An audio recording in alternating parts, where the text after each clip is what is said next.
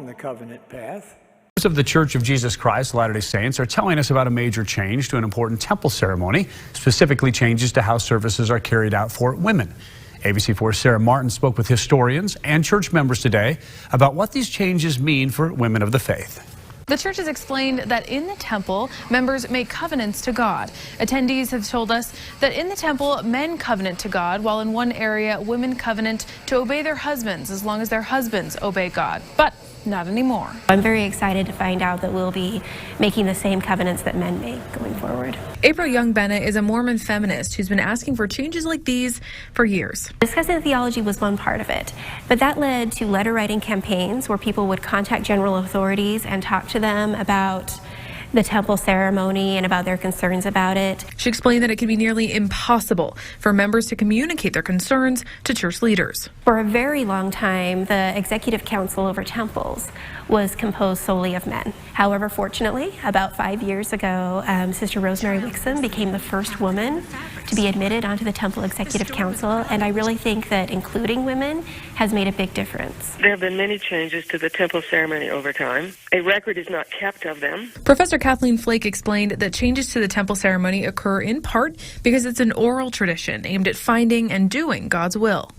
Major changes to the ceremony occurred in the 70s and again in the 90s, as well as small changes in recent years. Mormonism lives in that tension between believing in truth as an eternal phenomenon and living prophecy as inherently demanding an acceptance of change over time. The church released a statement along with the changes that did not explain them specifically, but emphasized the importance of temple worship.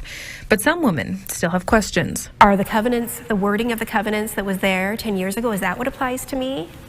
Or is the new wording that we're much more comfortable with, is that the wording that applies? It gives us a lot of hope to see that something so important to us has been recognized, that our prayers have been answered. I've spoken with many people in the last day who are overjoyed by these changes. I've compiled some of their responses on ABC4.com. Reporting in the newsroom, I'm Sarah Martin, ABC4 News. Multiple people also told us that they were actually interviewed by the church about their experiences at the temple in the months before these changes were made. The covenant path. A couple will now come to the altar.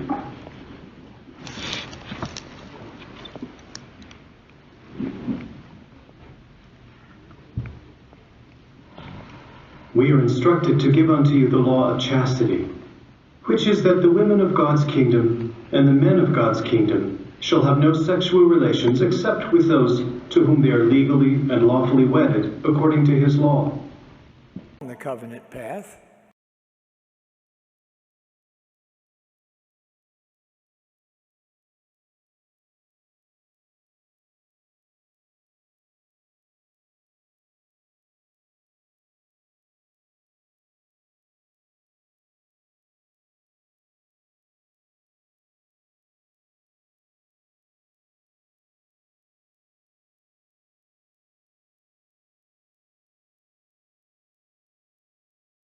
The covenant path.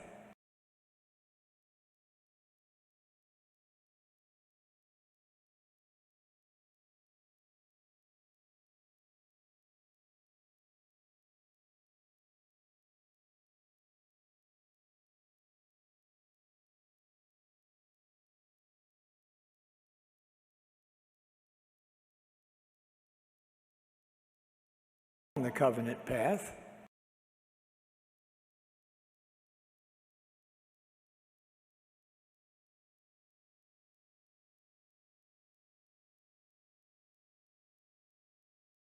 The covenant path.